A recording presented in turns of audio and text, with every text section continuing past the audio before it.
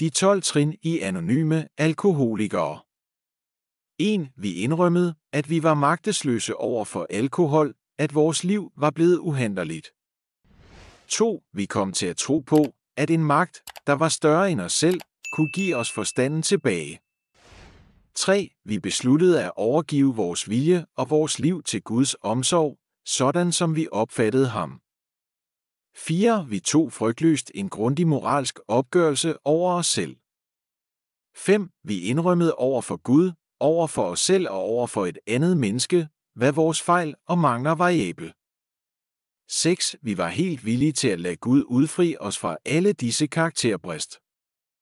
7. Vi bad ham ydmygt om at udfri os fra vores fejl.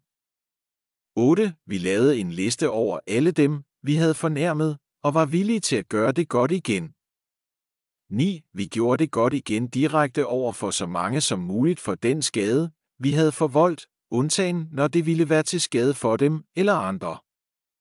10. Vi fortsatte med at gøre personlig status, og når vi tog fejl, indrømmede vi det straks.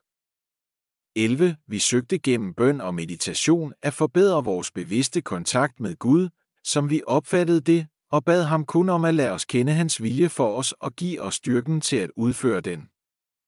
12. Da vi har fået en åndelig opvågnen som følge af disse trin, søger vi at bringe dette budskab videre til andre alkoholikere og at praktisere disse principper i alle vores anliggender.